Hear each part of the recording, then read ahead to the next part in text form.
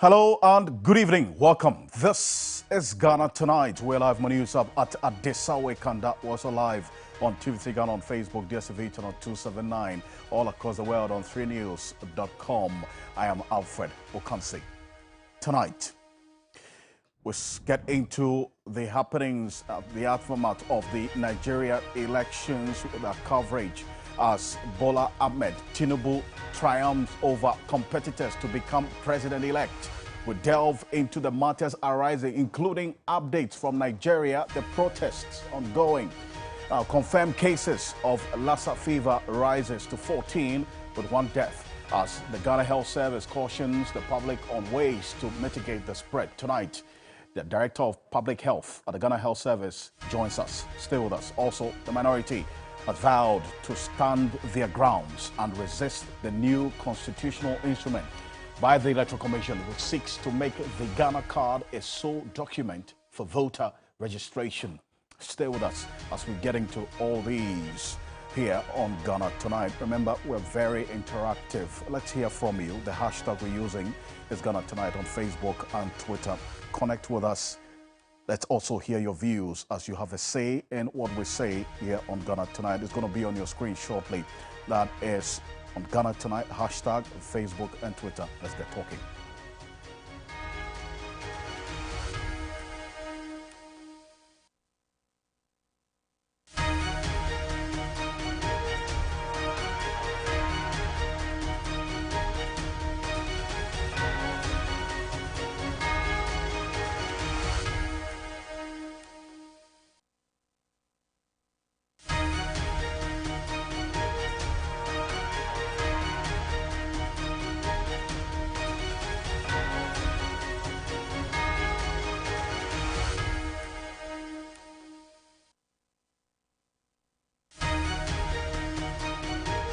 From you. Now, let's give you an idea of what's been happening in Nigeria after the declaration of President-elect Bola Tinubu as president of Nigeria. A number of protests across various states and the streets of Abuja quiet. My colleague Komla Kloche, who's been heading our coverage there at the National Coalition Center, sent through a few views. Take a look. To announce results. He was in a hurry to announce results in the middle of the night, like a thief! Like a thief! Mahmoud Yakubu, like a thief, announced results in the middle of the night. Why they asked us to come back? Why Why they asked us to come back there, expecting that he would. Did he not say at the end of all this thing, he would go back and review the complaints? He knew what he was doing. Everybody saw that he was hurrying. Multiplication and connivance with INEC in order to sustain the Nigerian people. And we are gathered here today to say no more election rigging. No. This particular election will be challenged through the democratic means with our level of agitation at the same time in the court of law. But as we do that, this particular congregation is happening around the 36 states of the Federal Republic of Nigeria. Yes. To count and demand that the election that took place on the 25th of February should be presented to the Nigerian people. We are saying too, we have proof that votes were being allocated to states. Do not be under any illusion. Well, so some of the parties that took part in this election have indicated they're going to challenge the results at the Supreme Court. Stay with me.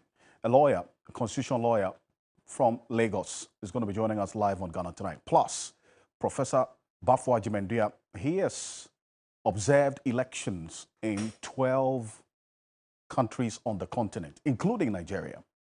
He's joining us in the studio. Stay with me on Ghana Tonight. But let's look at Ghana Briefs for tonight.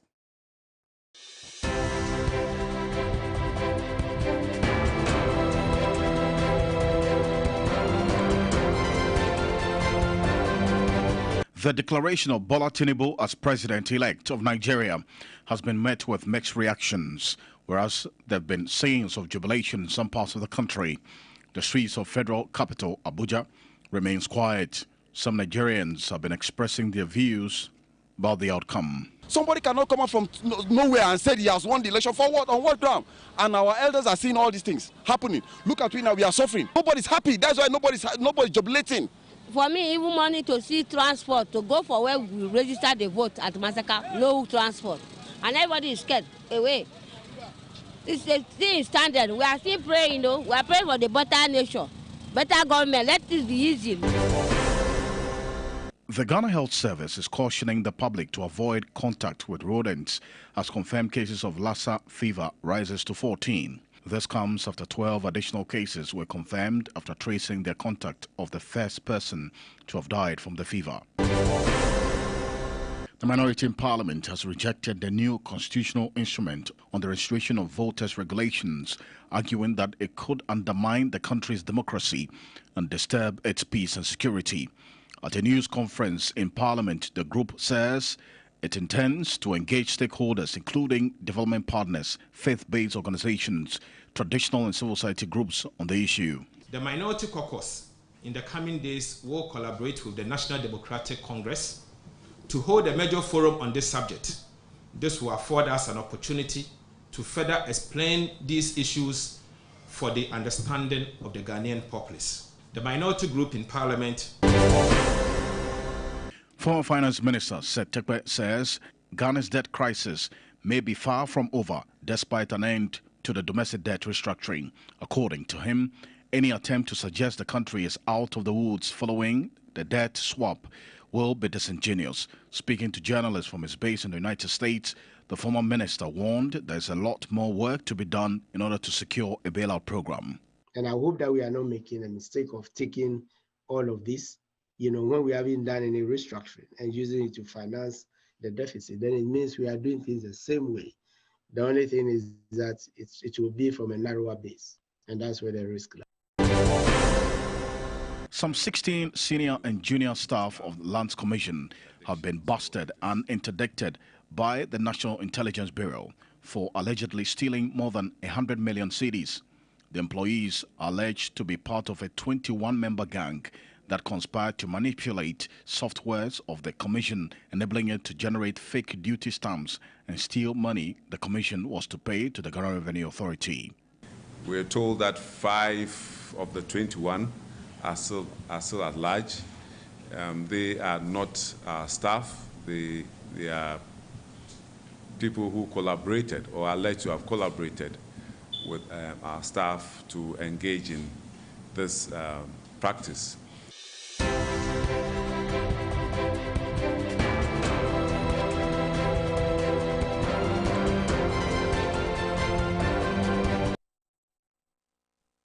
That very time, that 2015, Nigeria were not like this, if you really look at it.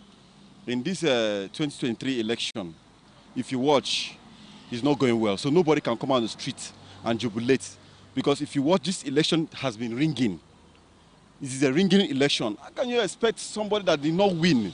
Just like what is happening in Taraba State. We are all seeing it. 2023 election is, there is no, nothing, there is, Tinubu did not win. APC did not win this election. Everybody knew that. So we are waiting.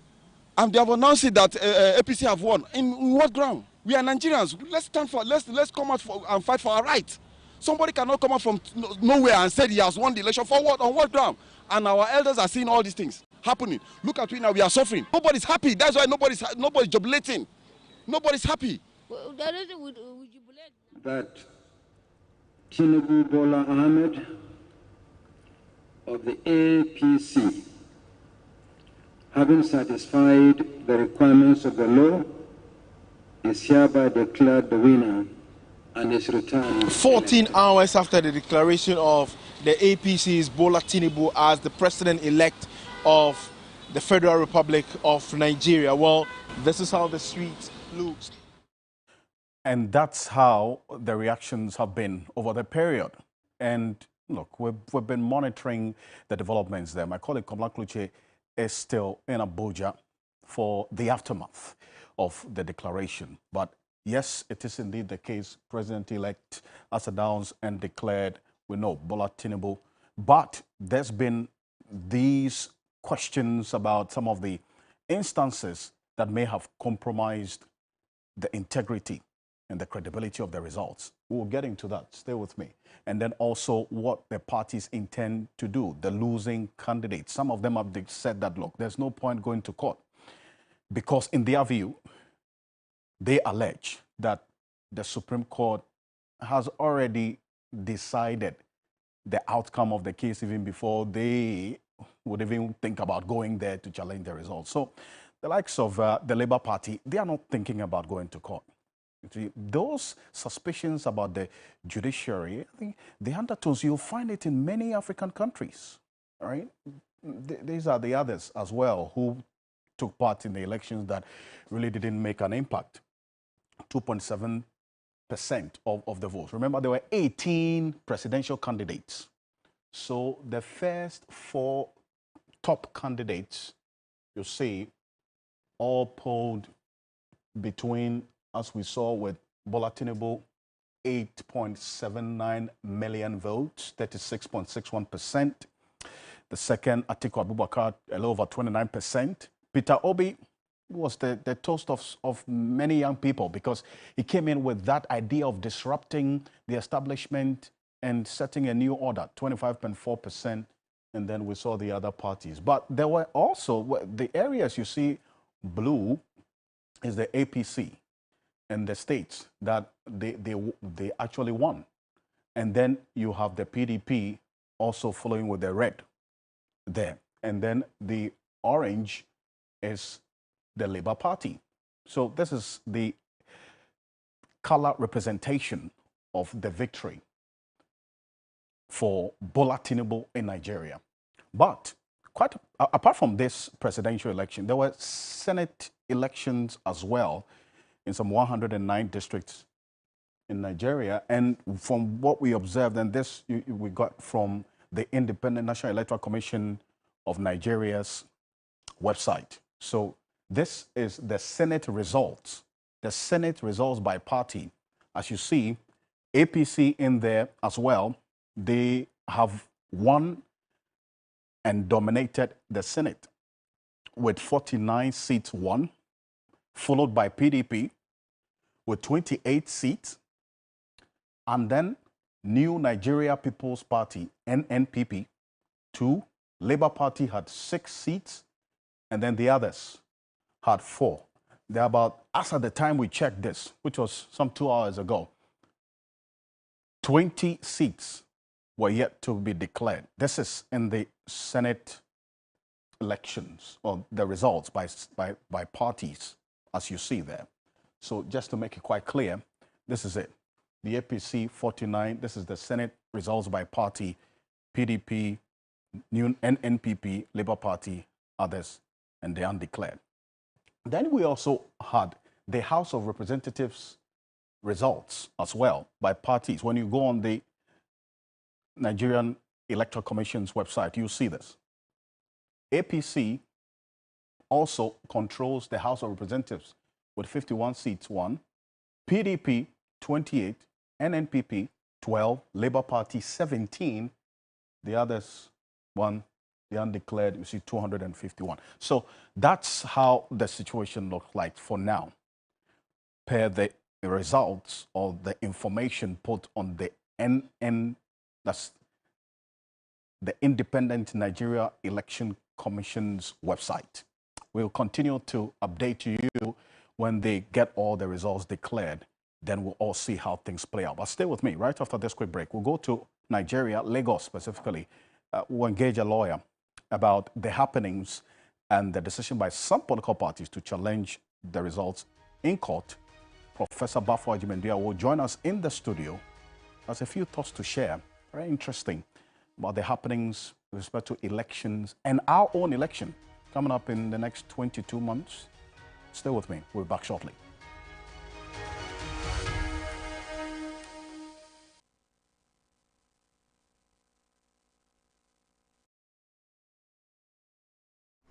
David, aha mi jine, a Franco Trading Enterprise at Dabraka branch.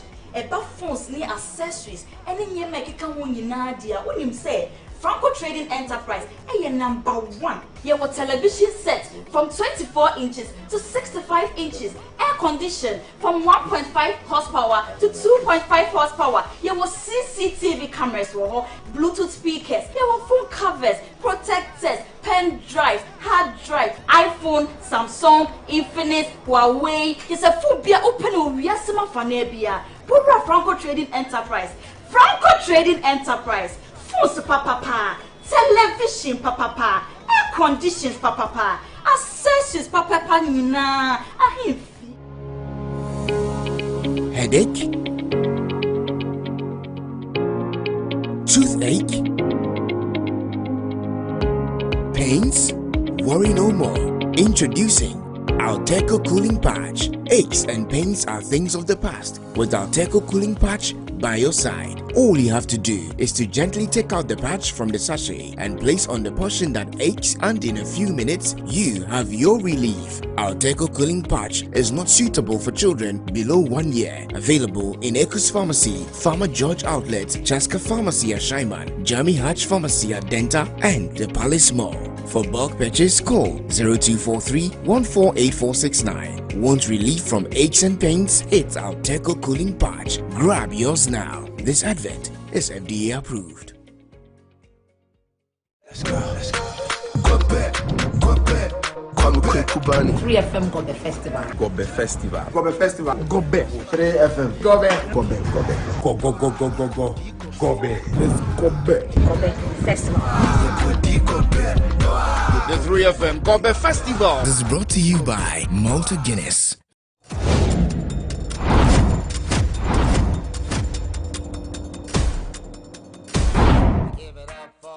I recall a woman, her husband had died, and the man had, I think, 5 wives. So there were problems with the sharing of the property and issues to do with that. So I started doing some work for her. I got a call that the woman had come. She had a goat to come and thank me. She eventually ended up getting a house. And there was this time that we were doing some work on site, doing some plastering, what we call dressing. And he wasn't doing it right. And I showed him what to do.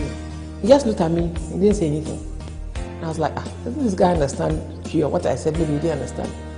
Later on, I got to know that the guy says he doesn't take instructions from women. I said, if he will not take instructions, that will help him in his own workmanship to be a better mason, then I cannot work with him. Watch the inspiring stories, great achievements and challenges of outstanding women in Ghana. Ghana Women Awards Diaries shows Saturdays at 4:30 p.m. on TV3. The Ghana Women Awards is brought to you by Techno, Stop at Nothing, Tasty Tom, and supported by We are on a mission promoting access to quality health and education through the power of our media space.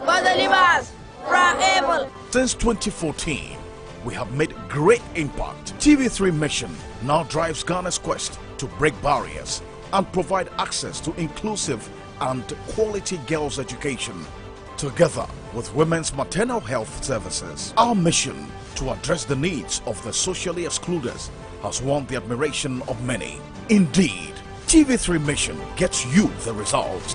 Mission is live on TV3 News 360 every Saturday and Sunday. Supported by Star Ghana Foundation, with thanks to Foreign Commonwealth and Development Office.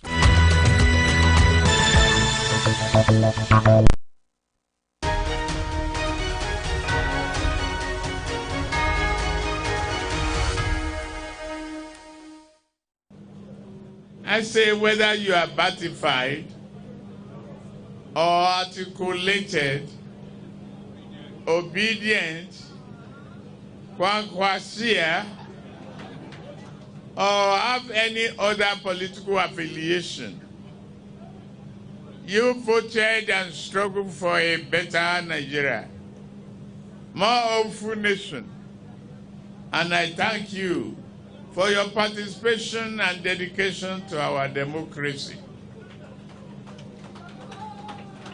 You decided to place your trust in the democratic vision of a Nigeria founded on a shared prosperity,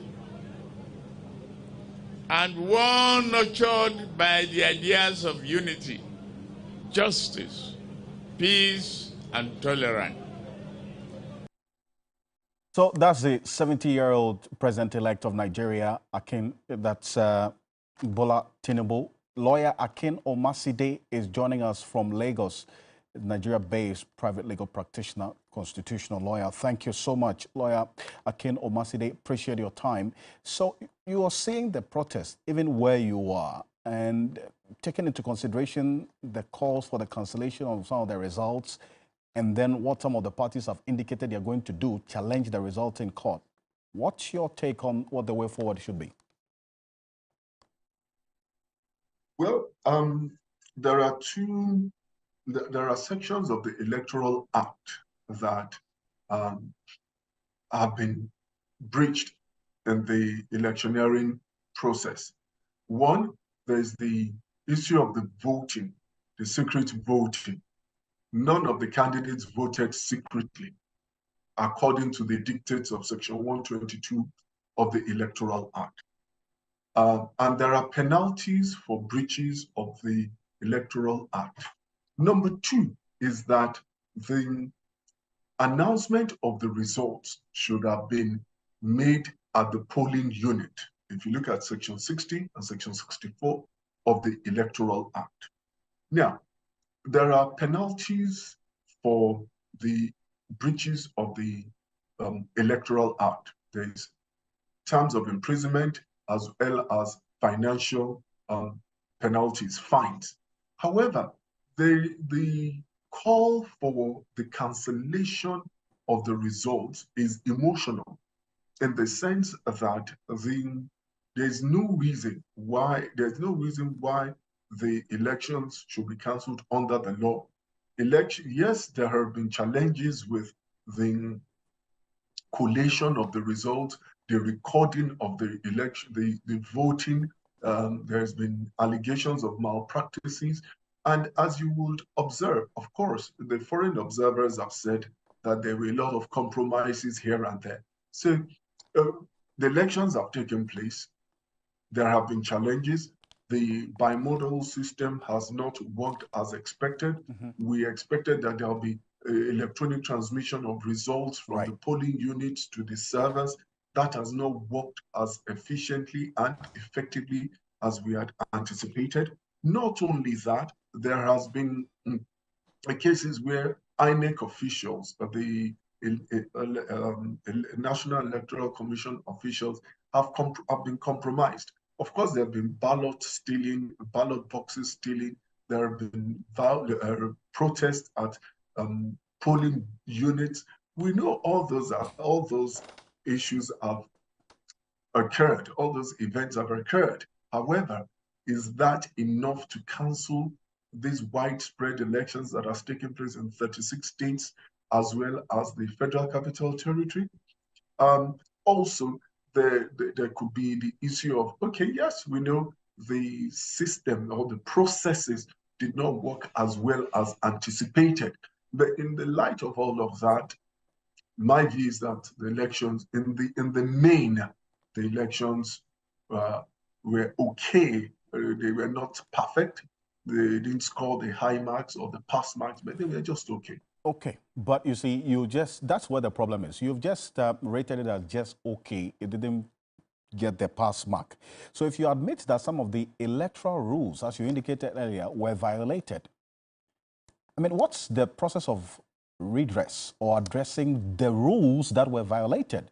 Because that could potentially also compromise the credibility of the election results. Yeah, thank you. But then, does it affect the credibility of the majority of the results?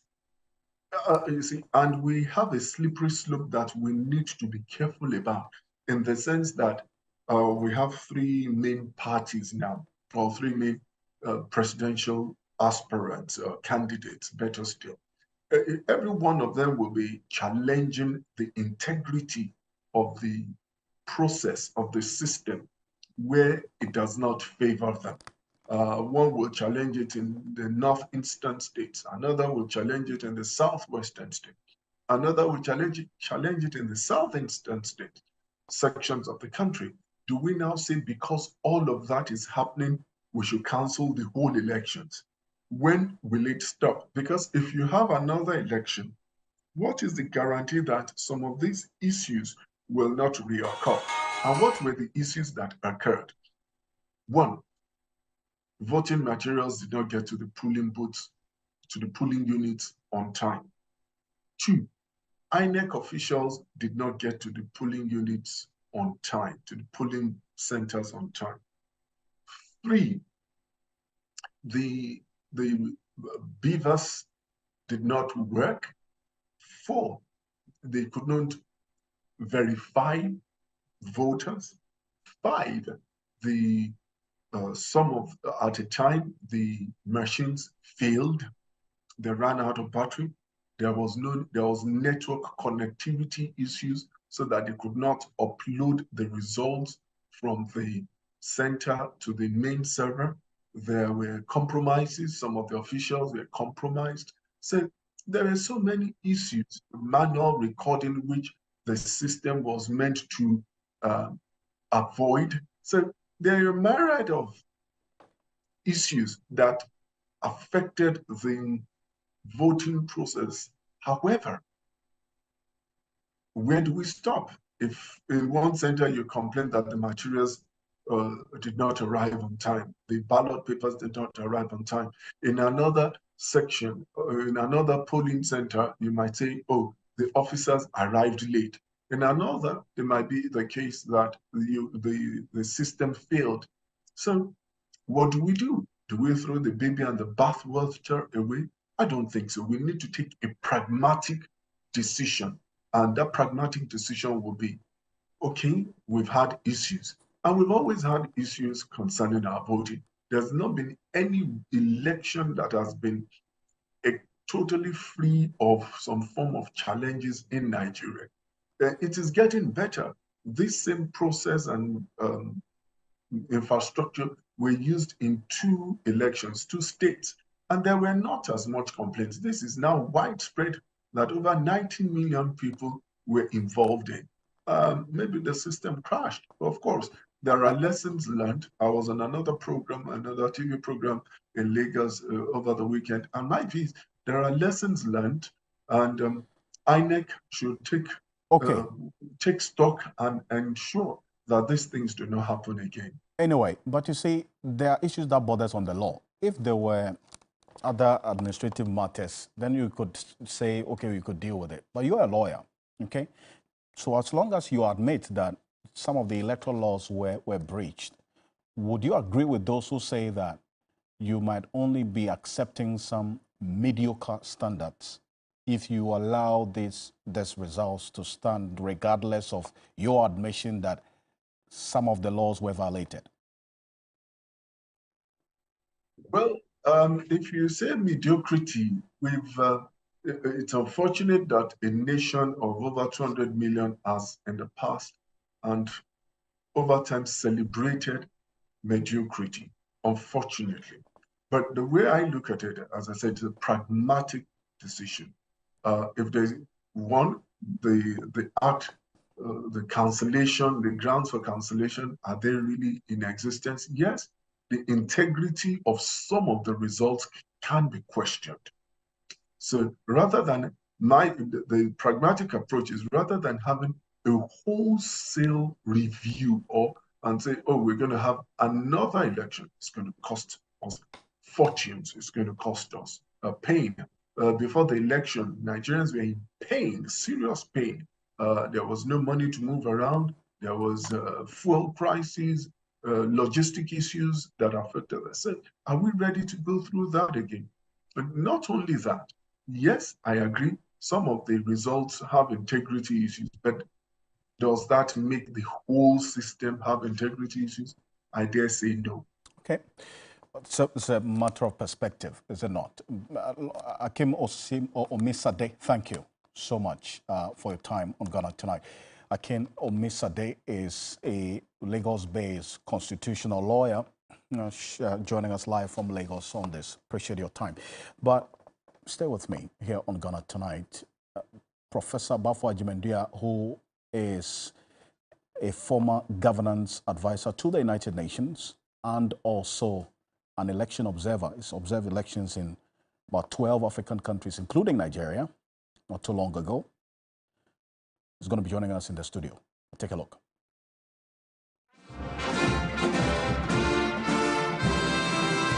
Now Atiku will win because of people they suffer. This Buhari government, they not do well for people. I'm not going to vote again. I'm not going to challenge anybody. I'm not going to vote again. We have 16.7 million more voters in Nigeria than the other 14 countries in our sub-region, West Africa, put together. There is enthusiasm on the part of Nigerians to vote.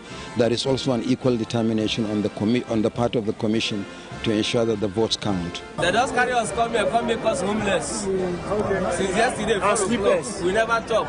We never talk, oh, we never talk. We came to serve INEC, no food, since yesterday.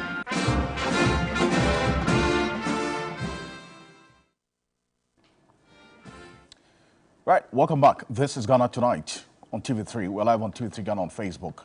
Now, we've been with you every step of the way, covering the Nigeria elections before, during, and after the election itself. This is your election command center with a man, Kamala Kluche, on the ground in there. The elections are over. A number of issues, fallouts. It's what we're having a conversation on tonight. Professor Bafo Ajimendia is a former governance advisor at the United Nations, Chief Executive Officer of the John Ejekum Kufuor Foundation. And Prof is with us in the studio. Prof, good to have you. Thank you. Always a pleasure to have you. You've been part of some observer missions, some elections. Oh, very much so. I observed elections in about 12 different African countries, including Nigeria. Including Nigeria? Correct. 12 African countries? Yes. What runs through all the elections that you observed on the continent? In all those elections, commonality I found is some kind of a little violence, some places extreme violence, as it was in Zimbabwe in 2001. In Nigeria, where I was observing the election that brought President Obasanjo to power in 1999. I observed many of the things that occurred in these latest elections, and I was surprised that after all these years, Nigeria doesn't seem to have overcome these serious challenges in the elections, including ballot snatching, as I saw this time in the videos, violence, and all kinds of things that, of course, Ghana, we have our own problems, but I think the case of Nigeria is a very intriguing one, I should say. Yeah. A very interesting point. So you've, in all these 12 African countries, you were an election observer in violence, snatching of ballot boxes. Yes. How does that compromise the credibility or integrity of the outcome of the elections? You know, if we're to go by violence and ballot snatching and ballot stuffing, as I witnessed in Nigeria in 1999, if we were to go by that, then all elections that I observed would not have been, free and fair. Exactly. But you see, election observers go in to observe elections, not to put fuel in the fire, so to speak. But part of the job is to also moderate things and make sure there's no outbreak of violence, especially in African countries. So sure, we go after free and fair elections, but then when you observe so much violence, then of course you are bound to tell the country the truth that you saw. In the case of Nigeria, for instance, back in 1999, I remember vividly, because I was there with the NDI, the National Democratic Institute of Washington, D.C., and former President Jimmy Carter of USA was the head. He headed the Carter Center's observation, but we worked together because I was representing the American group. And I remember Carter left Lagos with extreme anger and never gave his verdict until he was somewhere across the Atlantic when he messaged that this was the worst election I've seen. So he described that election as the worst election he had seen. Yes, that was after he left Nigeria. Precisely. Well, this is an insider story I have, It was never made official like that, but I know the frustration that he had. And that was back in 1999. That's why I'm saying I'm surprised that all these years, almost 20 years after, we are still not witnessing a much improved election process in Nigeria. I know that they have announced the winner, and the winner has made a nice speech appealing for unity. And I hope the winner will find, the declared winner will find a way to accommodate the opposition and those who are very angry by the outcome of the elections in Nigeria. You were more of an external observer this time with what happened in Nigeria. What did you see? Well, first of all, I think the Electoral Commission over there gave a number of assurances that their new system was going to be great. They are going to get results instantly. All the promises were given, but in actual fact, at the end of it, those promises were not fulfilled. And that was part of the frustration of the opposition groups in Nigeria. The security assured the people there will be peace, there will be no room for ballot snatching and all. I heard the head of the security again on television giving that assurances. Yet we know that some areas were no-go areas, especially the so-called former Biafran territory. That's right. Eastern part of Nigeria, where they banned electoral materials and all. So again, the security promised, but they couldn't fulfill. And of course, there was supposed to be transparency in the whole process. And I think in the beginning there was, but I think during the process itself, they were not able to again ensure that that came to be. So, so that has been the problem with Nigerian elections now, as well as many other African countries. But I think after all is said and done, Nigeria has to have peace in order to go about the multitude of challenges that the country is facing currently. You see, that's where the concern is. So after everything, regardless of the concerns that were raised by the various stakeholders in the election, they're being urged to move on, regardless of what may have also compromised the integrity of the election outcome. It's a tough issue. It's a very tough issue, because if you don't do that, then you are kind of encouraging some kind of outbreak of violent conflict, you see. And it's a challenge most election observers face. I mean, I saw the reports of the ECOWAS group there. I saw that of the EU group, AU group and all. And of course, it would be irresponsible on their part to proclaim that this was the worst election and therefore we can't support it, blah, blah, blah. If you do that, then of course you are throwing fuel. But you see, that's where the concern is. Yes. So then observers are caught between telling the truth, the reality, and then also sounding diplomatic to ensure peace. I mean, so how does the observer group serve the interest of the people there if you are not facing reality because you don't want to be the fuel for any post-election violence? So even if you're saying that something is going wrong, in your report, you're going to sound good. No, not at all. That's not what I mean. In all reports, you see the chronicling of all the incidents. Right. All the incidents will be chronicled, all right? And then, of course, recommendations will be made for the Electoral Commission and the country as a whole to take measures to address that. That happens all the time. The issue is, after the elections, and the Electoral Commission has proclaimed the winner, do you then turn around and challenge the commission? You see, it's a very sad situation in a way, because if in fact there's ample evidence of fraud or other kinds of malpractices in the elections, and yet you support the decision of the Electoral Commission, that is a sad one. But I think uppermost in the minds of such international groups, as I say, is the peace of the country.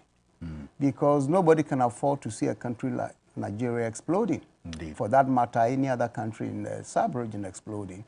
And as responsible observers, whilst you chronicle and announce the infractions that you observed, at the same time you seek accommodation for all factions to come together and make sure the country survives. In fact, I watched a leader of one of the observer groups actually criticizing the other observer missions in Nigeria, accusing them of being compromised because they were all praising the INEC, that they've done a good job and so on. But she was a woman, actually came out and said, you know what, I disagree with all you observer groups because what I saw was different from what you are commending INEC for. That's she reflecting the reality. Yes, so, and that is fine. I think that is fine. You have to have people who can do that.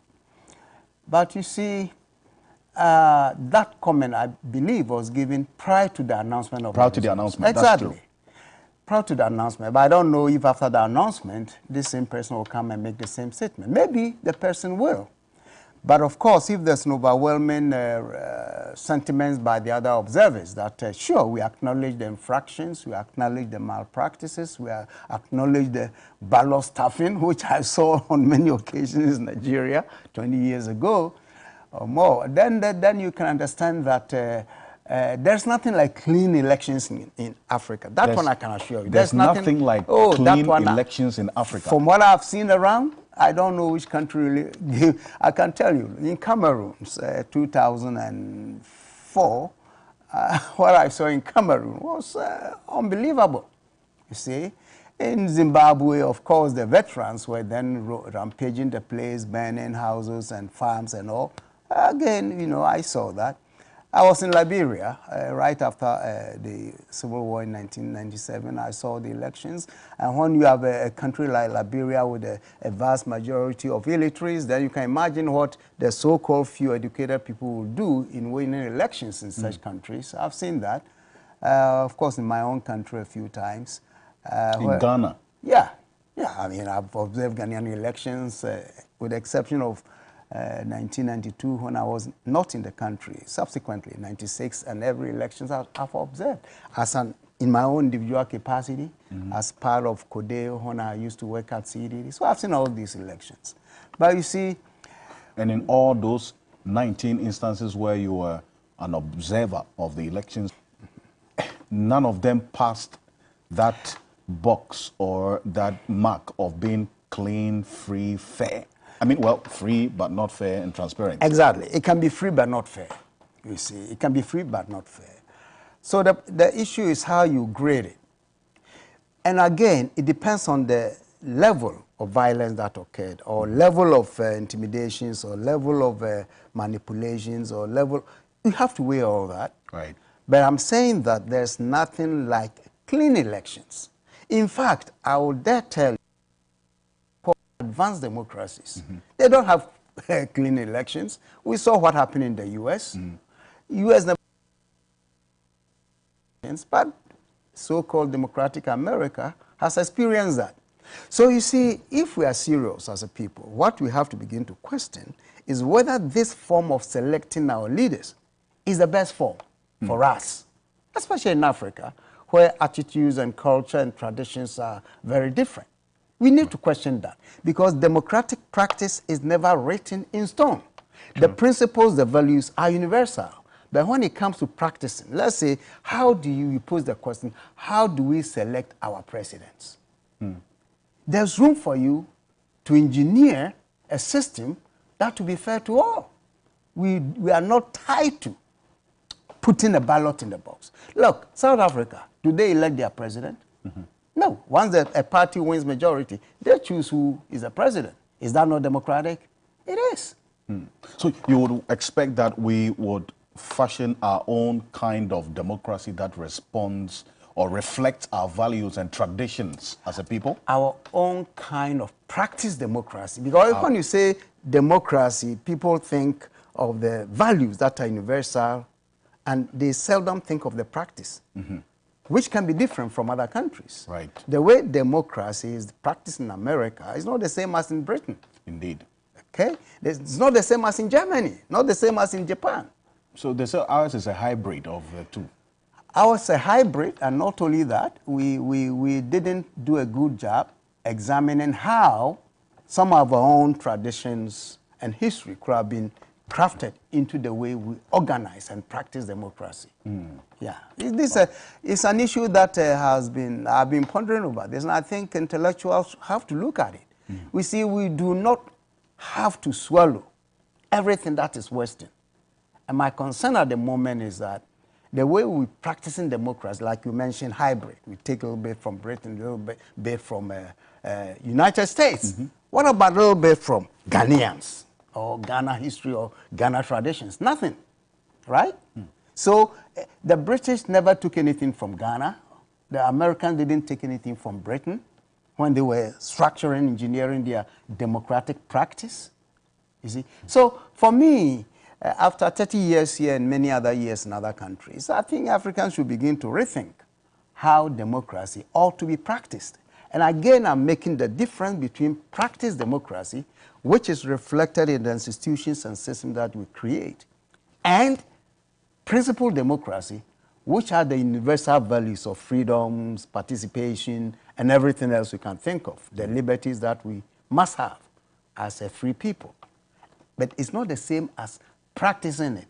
Right. Practicing it requires your own thinking about your history, your culture, the composition of the population, the people, and based on that, you create structures and institutions that will help you to have a more effective system.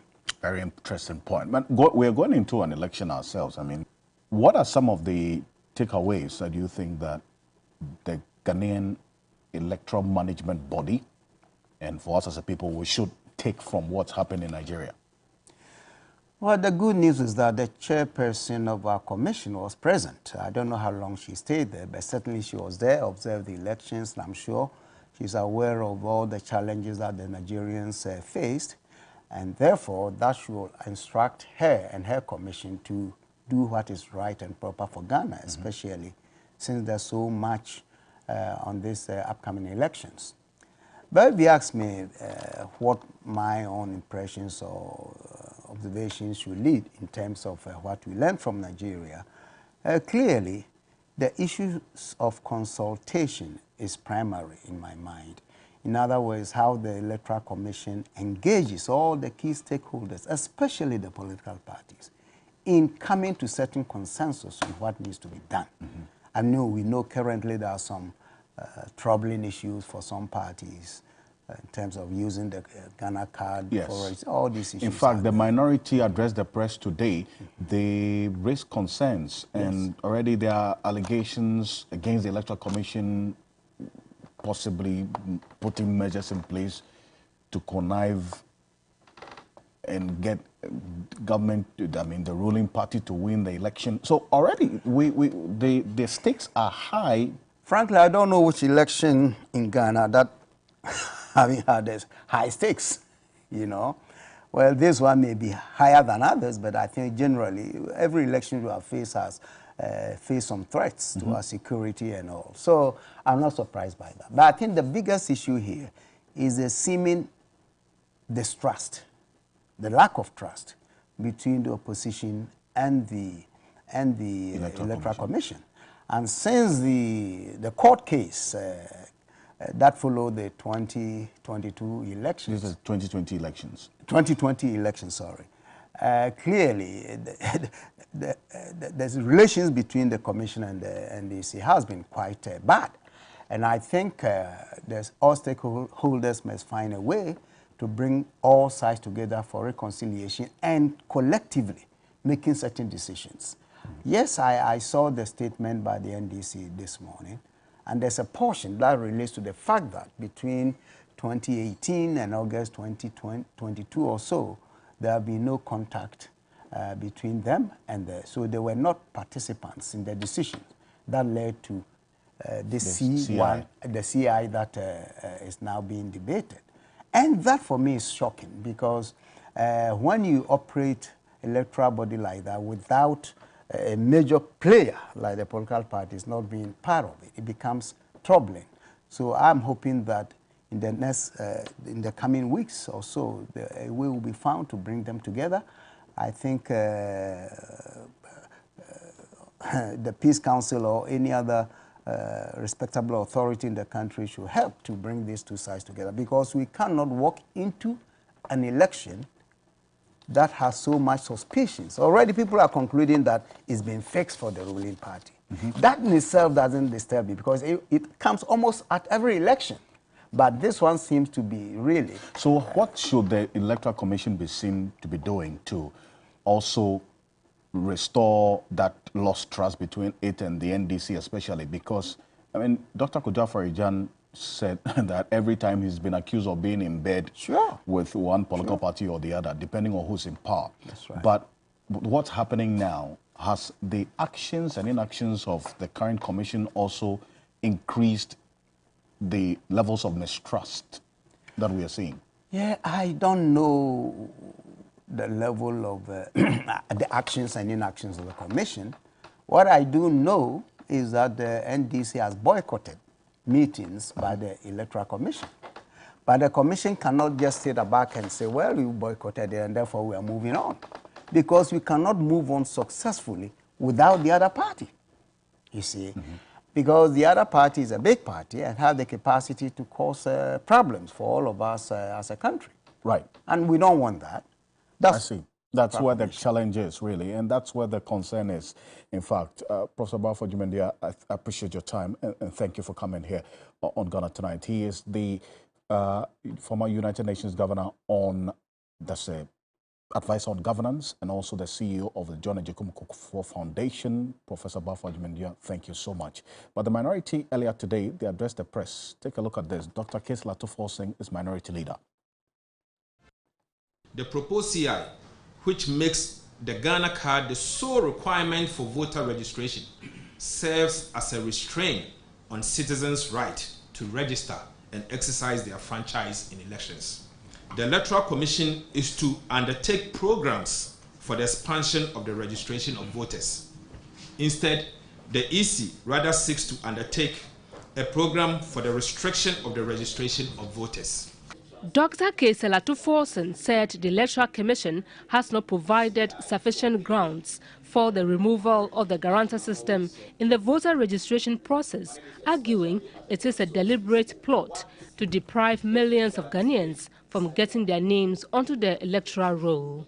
It is therefore unclear to us what mischief the Electoral Commission is seeking to cure by relying solely on the Ghana card as a source document for the registration of voters, yet intends to completely outlaw the guarantor system, which constituted about 40% of Ghana card registration. We hold the view that the time-tested guarantor system must be maintained in our voter registration processes, and this position is absolutely non-negotiable. The suspicion of collusion by the ruling party and the Electoral Commission to rig the election for the ruling party continues to drive the situation towards dispute and potential violence. Let's see how the coming days will be like as we get towards this election 2024. Well, the former president, John Mahama, who's also picked nomination forms to contest the flag bearership of the NDC, is set to launch his campaign tomorrow. And so stay with us as we get into all of that. But the Ghana Health Service has announced that 12 more cases of Lassa fever have been recorded in the country. The additional cases were confirmed after contact tracing and testing of the 2 index cases announced on Sunday, February 24. Let's go on to Zoom quickly. And Dr. Franklin Esiedu-Bekwin is a Director of Public Health at the Ghana Health Service. Thank you so much for joining us. So can you update us on the number of cases across the country and how the picture looks like now? Okay, so thank you very much. I think I need to put in perspective that the data will keep on increasing. What is happening is that we know we've declared an outbreak of Lassa in our Greater Accra. By the fact that when you confirm a case of Lassa, just one confirmed case is assumed to be an outbreak. And by virtue of that, what you try to do is that you try to identify all contacts of the case. So we have 2 confirmed cases, and we are trying to gather all the contacts. So the numbers keep on changing. And if you look at the initial stage, we had just 2, but then 12 of the contacts have become cases. So we are going to identify their contacts. So I know that we're going to move into the hundreds in the next few days. But for us, so far as it is of the original cohort, I don't think we are much worried because it's about an exposure. So individuals were exposed to infected persons at a point in time, and we are following them. So we will get worried when we get a new case who is not part of this group. And that one, it means that it's a new outbreak started. So I want to say that as I speak now, we have 97 contacts, and then we have 14 confirmed cases. And I think that somewhere in Central Region 2 had one probable case. We are waiting for the confirmation. If it's confirmed, we also identify their contacts and then we do the contact tracing. Anyway, but have you been able to trace the source of the original, that's the 2 initial cases recorded? No, I see the source is not very obvious now. We know that there's literature that supports that the reservoir, which is a mastomys rat, is a bit scattered in several parts of the country. So we may be able to ascertain where it's coming from, and maybe we're able to ascertain the original source. So we're still going to do the investigation. One thing is that if you have an environment which is deficit in terms of cleanliness, then you are likely to attract these rats. So if you have your kitchen is not very clean, if your environment is not very clean, these rats will come by, and then they will actually come and infect your food, and that may infect you. So it's not restrictive to where you can get the rats. The only issue is that how clean is your environment. That is the underlying factor. I see. But so how many regions have recorded these Lassa fever cases? So as of now, we have the confirmed cases are from Greater Accra. But as I said, Central Region 2 has one probable case. We are waiting for the confirmation.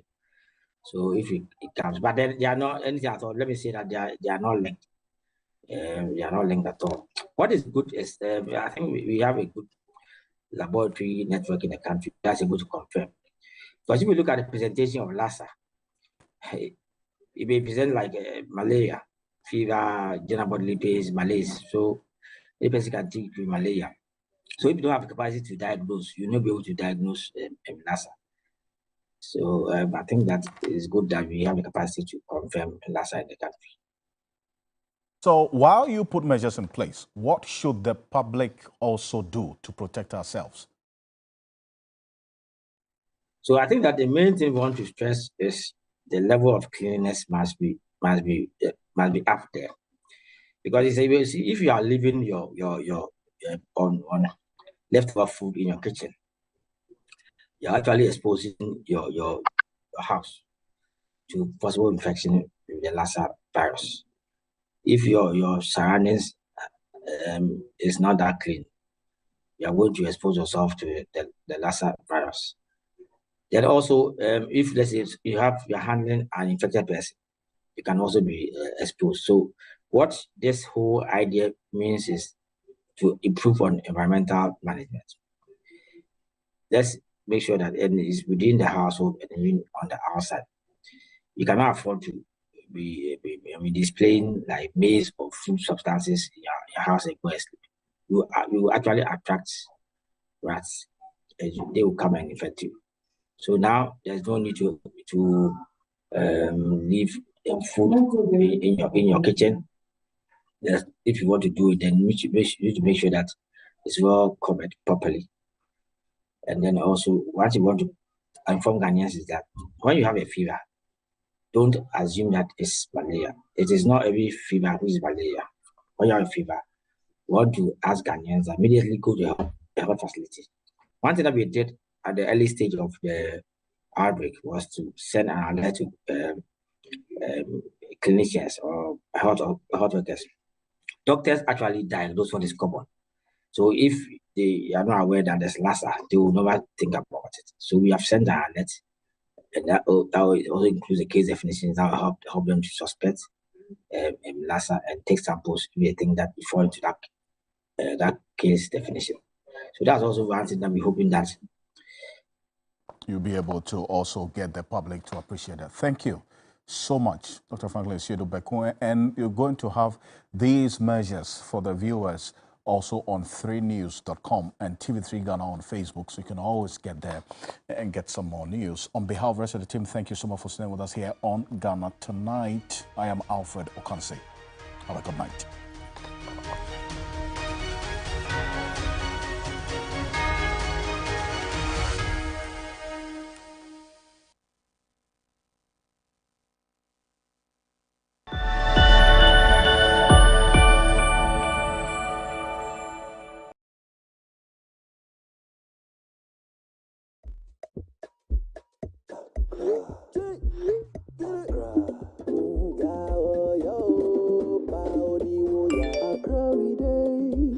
Every day, and we dey make them